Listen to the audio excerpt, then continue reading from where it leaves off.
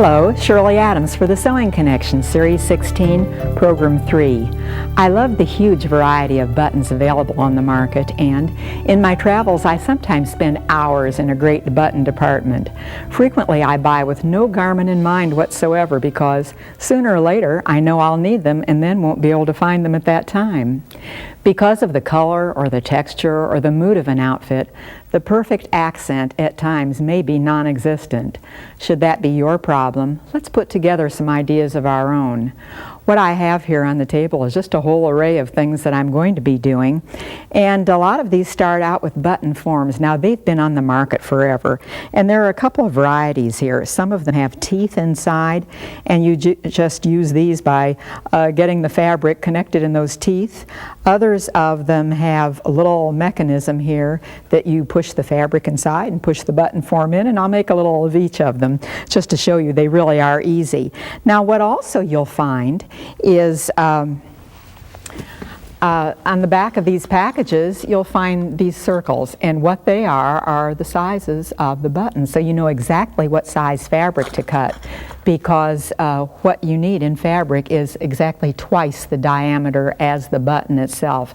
Now there are always numbers on these. That might be number 36 or 45 or whatever, and what that's saying is millimeters, because those are the European sizes or the metric sizes, and then they also have an inch or 7/8 of an inch or whatever, so there's no mistaking it. You'll know what you're doing.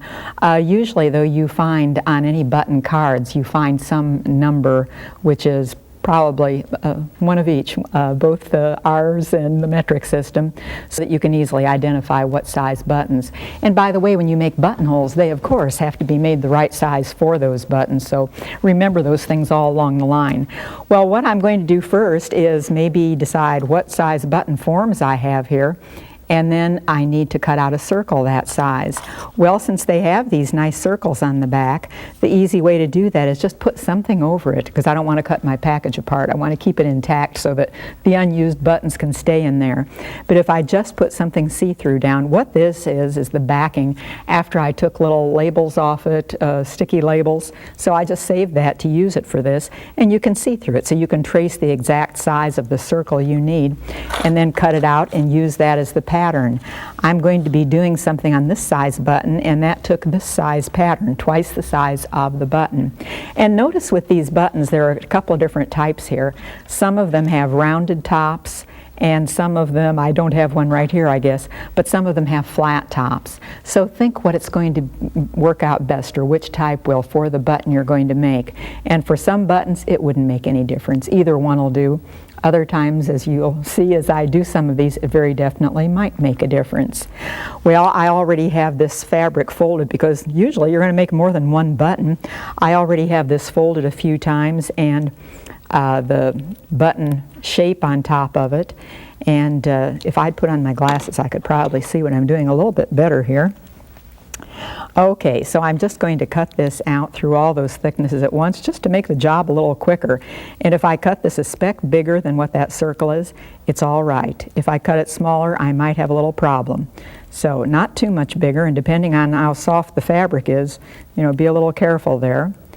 And when you have that all cut out, then you're ready to just go ahead and cover. Now if I would use a plain button, and it might be the very same fabric as I'm putting on the garment, or it might be a different color, it might be a contrast, but how you do this is just center that button form, and those little teeth that are around the outside, you just work this over and work it into those teeth. And once you have it all the way around, and sometimes it's easier to do one half and then the other half, and just go back and forth so that you get it all balanced. And when you have that all done, then you just clamp the other side on it that I have here, and you have a completed button, so it's quite easy to do. The one I usually use though has the little mechanism in that you push together, and so let's see, do I have the right size? I have 7/8 here, yes, and that's what this would be. And the way you do this one is, well, I already have one started here, and I'll show you how you do it on that. what I have started here, I'm making another project. Actually, it's in red wool, but I like the contrast of that textury wool against this smooth leather. It's a man-made leather. And so what I've done here, that I'm all ready to put into a button, I've used a twin needle. And remember, they come in all kinds of sizes. The distance apart, it might be wide apart, which would make a big pin tuck, or the double needle, the twin needle, might be close together, and that would make a little tuck. This one I have about that 2-point is what I have here. And so I've just made several stripes on this fabric because I kind of like the effect. You know, it's an easy thing to do to decorate a button. It turns out to be very pretty, and yet it's so simple. This one's already cut out, so I'll just put it upside down, wrong side against the little mechanism here, the little rubber piece. And I want that right in the middle, so I'll try real hard to get it all centered and put it down there. And then I'm going to put a button form on it, and that looks like this. Get some out of the package here. Okay, I want to put this button form down on it. Whoops, it already has a center in, and I don't want that. I'll put this right down in the middle, again, wrong side up. And then I'm going to put this little mechanism, another little rubber, a pusher there, put it in the center, and I'm going to push this button down in, or all this fabric down in. And once it's pushed down, then you pull out the little blue pusher, put the rest of the fabric, just tuck it in here. And this is just a little simpler for some fabrics than the teeth are, so you might want to try this one instead. And then you put this cap on top of it. And once it's in place here, you're going to put the little blue pusher on again and just push it down. And if it doesn't come out quite even, I'm going to have to put a little weight on this, so I'll just stand up to push it. There. It pushed down and it'll just flip out now, and you've got a button covered, so it's a really very easy thing. Now, several of the other fabric buttons that I'm going to do here, I would do the same way. I'm going to cover them eventually, but can you imagine taking that little circle and stitching something decorative on it? It isn't going to happen very easily because it's too small. And so what I would do instead is just take a big piece of fabric, do all the decorative stitching you want to, and then cut it out and put it on the button for the easy way. Now, I thought at first I was going to use one of these wonderful memory cards and do something pretty. So here's the small pattern that I can make, but that's pretty big. That really is too large to go on a button like this. So instead of doing that, let's just go to the decorative stitches on the machine and see what's available, because on my machine I have about 150 decorative stitches that I could use, or various stitches, so a lot of choices. So what I'm going to do is just choose something decorative, and we might do a little single pattern. Let's say we want to have, I have multiple stitches here, let's say we want to have a little flower, so I'll push number 65 there and see what it looks like when I push the pedal. And this is a multiple stitch pattern. Notice it says here on the display. That means that it will keep on going, and I'll have a whole row of little tulips. So as soon as it starts sewing, I'm going to push the one design only button, so it'll stop at the end of this and won't go on. So make sure you push that button if you don't want many of them. So this could just be the center of that button. Cut off the threads and we could have that little flower there. Or another one I might do is, here's a whale. If this was going to be something for a child, this whale might be fun. And this, notice up here it says single pattern stitch. And so that means I don't even have to push that little button. It will just stop all by itself when it gets the whale made. And that will be the end of it. Or if I want a really dense design, because on my buttons I would probably like to have something that shows up more, I might go to something completely different. Let's try, one that's really dense is 119, so I'll just go on up to 119 and push that. And that's just a really pretty heavy cross. Now make sure that when you do this, and I want only one of them, so I'll push that. And make sure that when you do this, you put it with enough fabric around it that you can actually make a button, because what I have just done here is probably borderline, and I'm not so sure, I might be too close to the edge. But you can see there are so many pretty things here that you have to choose from, and undoubtedly whatever your machine is, even if it's not as much top of the line as this, you'll probably have a whole lot of designs that you could also use. Or you might think of go ahead and use not just a single stitch, but something decorative. Let's try 127. I'll put it down here and push this, and let's see what happens there. Now what I would do with this decorative stitch that just keeps on going and doesn't stop quickly, I would make a stripe going all the way down this fabric, kind of similar to what I did on those twin needle pin tucks. Just do a whole line of them, and then instead of cutting out one button, I could cut out several buttons. Or something else I might do, I'll give it another little design here. Let's see which direction we're going to go. Let's go back to, I'll just go backwards and see what's there. Here's something, oh gosh, they're all so pretty, it's hard to make some choices. I'm going to do 97 and see what that looks like. Okay, and I might put a ribbon down as I'm doing that, and then just do this over the ribbon instead of on the fabric alone. And here again, you could get in another color if you wanted to, in order to match whatever it is that's going to be in your outfit. So this one just goes back and forth, and it's a really pretty design. I have one here that takes a little longer, so it would take a while to go down the whole length of it to get enough 4 buttons, but it isn't going to take that long.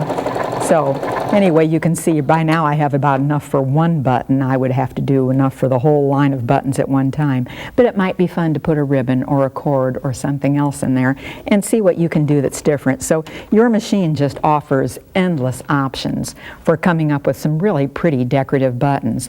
There's also the possibility of just running maybe plaid lines, different colors of thread, and do some straight lines a couple of different directions. And oh, it's endless. Anyway, you try it out sometime. Or you might do a multitude of things with fabric tubes. Now this fabric has been cut on the bias and it's been stitched, and it just needs to be turned right side out. So if it's a larger tube, you use a larger fast turn, a tube turner here. And if it's a smaller tube, then you're going to use a smaller one. Now some of these fabrics, this one is a crepe, and with those creped yarns there's a lot of texture here. And this is a fabric that could be almost impossible to turn, except with this little magic gadget it's going to do it every time. And so I just put this little, oh, come on there, squiggle in the end of it. And I want to, when I come down here, go through, and if it's a very loosely woven fabric, go through not just once, but how about taking it through twice, just to make sure you really catch that end so it won't pull apart on the fabric. Okay, and once you have that through, then you're ready to turn this. And as soon as you get it going, as soon as it starts going into the tube, then it's a good idea to put whatever cord you're going to pad it with, and I have some here, whatever cord, just put it right up to the end of the tube. And notice on the other end here, I am holding my finger in tension against the end of the tube, and so that when I start to pull, it just pulls that cord right into it, and as it comes out the other end, then it just has a nice fill in it. And you can see how you can get a tube going here just really fast. Now how long a tube this is depends on how fat your tube is, because the bigger the tube is, the longer it has to be to make a button. This is going to be a Chinese ball button, and I made one of these back in Series 5 this was that I made one, and it shows just how to loop it around. Now I can't do it so that you can see it as though you were looking at it. I can't do it backwards, but from where I sit, I'm going to put the first loop over, the second loop around here, and then it goes under, and then it's just a matter of weaving this up and down. So it would go over this one and under this one and over and under and over. It's just, you can see when you get this going exactly where it has to be, whether over or under, and it ends up like this. But then you just keep working until you get it all together, and it actually does make that Chinese ball button. Now I'm not going to work all this down because it'll take a while by the time we get it into a nice little ball, but you've all done that before, or seen them at least. If you have a little tiny tube like this would be and a little tiny cord like I have here, then you end up with a little button instead of a big one. You could just as easily make these out of leather or anything you want to, or even a commercial cord. You don't have to start out with fabric. Here's just a cord, and this would do a good job too. Or while we're working with things of this sort, while I have this tube still in hand, here's another one that's fun, and this goes with yarns. And these are Peruvian ball buttons. Now, how these names came about, don't ask me, I can't tell you.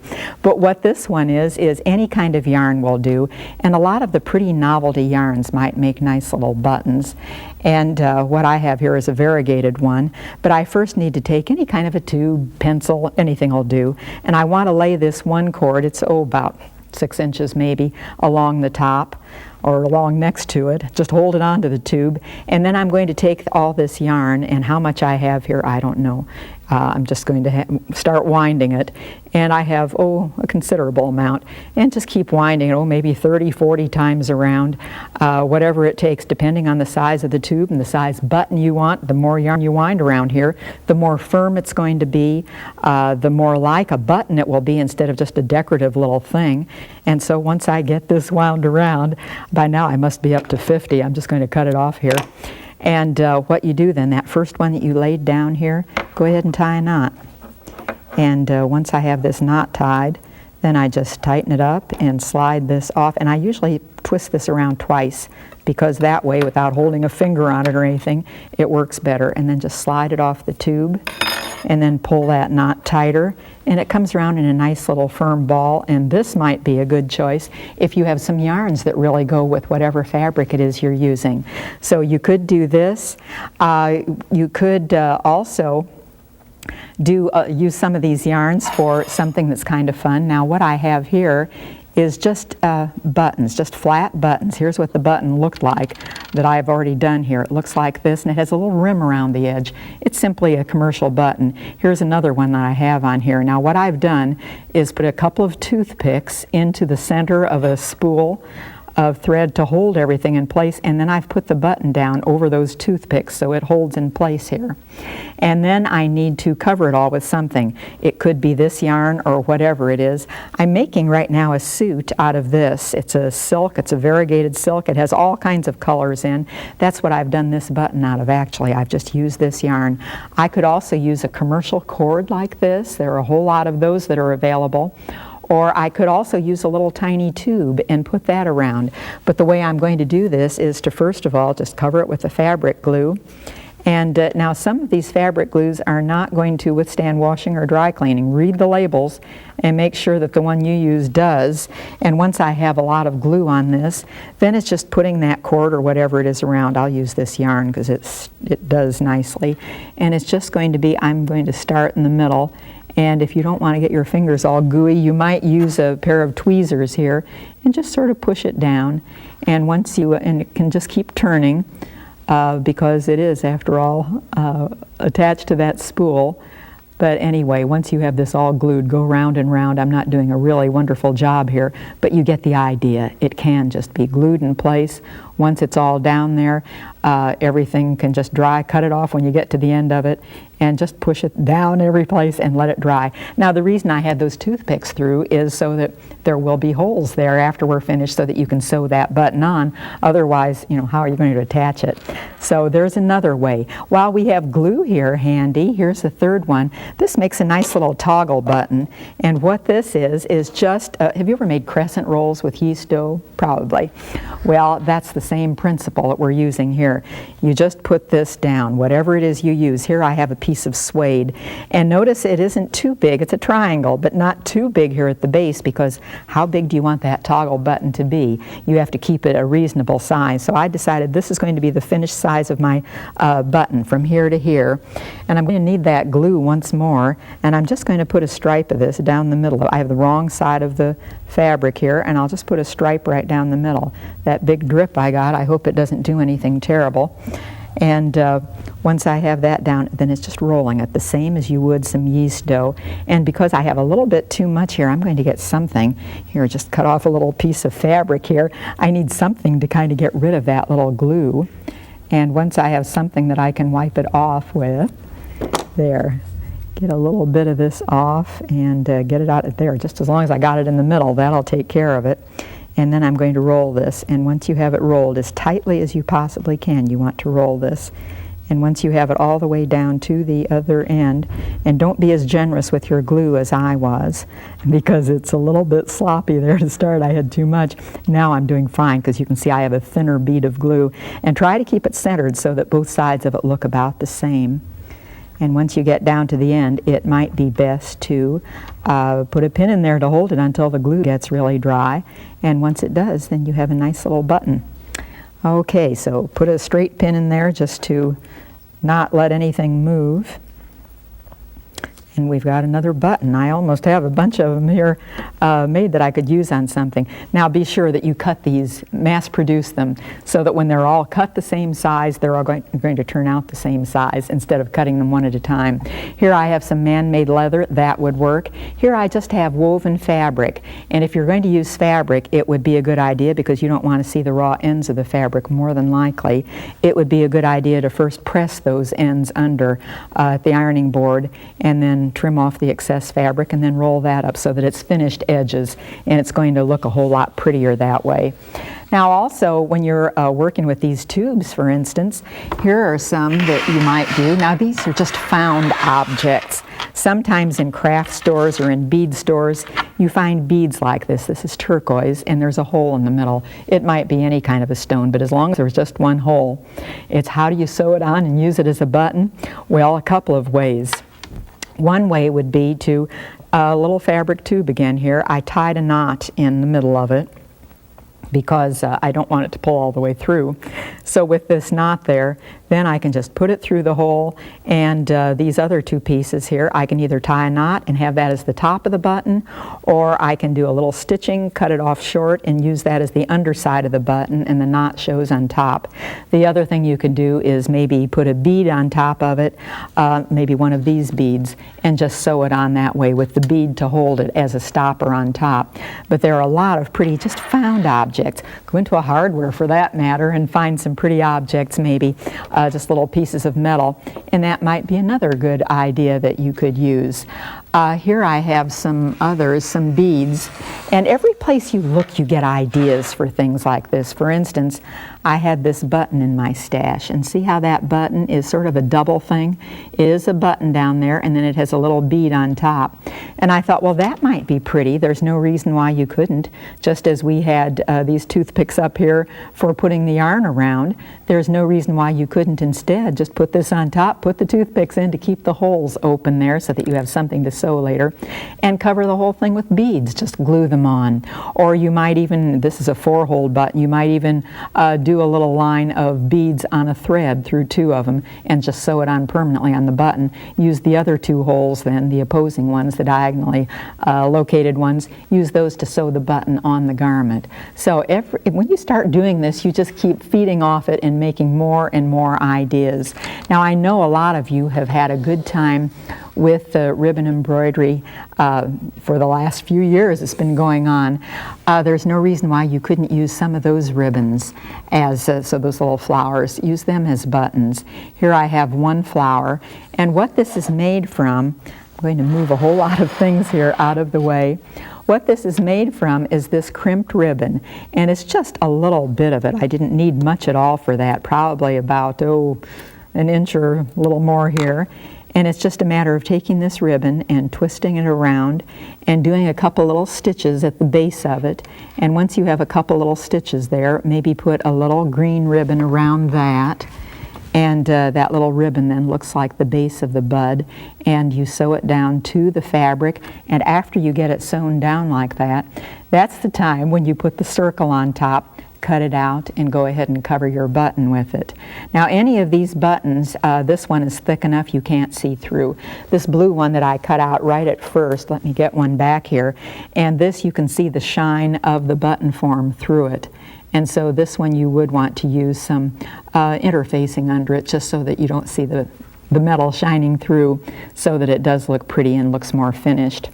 Here I have another button already made. I first covered this little button with white thread or cream fabric, and after it was covered, that's when I put this button on. No, I did not. I put the flower on first, and then I covered it afterwards because it was easy. If, though, you want to cover a button first and then do any kind of embroidering on top of it after it's buttoned or after it's finished, be sure that you have a rounded surface instead of one of those flat buttons, because this way you can more easily get your needle going there and work with it and make it do something. Now you might also think with some of these, you don't want to put this one, for instance, through the washer or the dry cleaner. I don't think it would withstand it. So if that's the case, what are your options for removing that button every time you use it? Well, one of the things might be, what I have here are a whole lot of these little whatever they're called. And those came off button cards. They were holding commercial buttons on cards.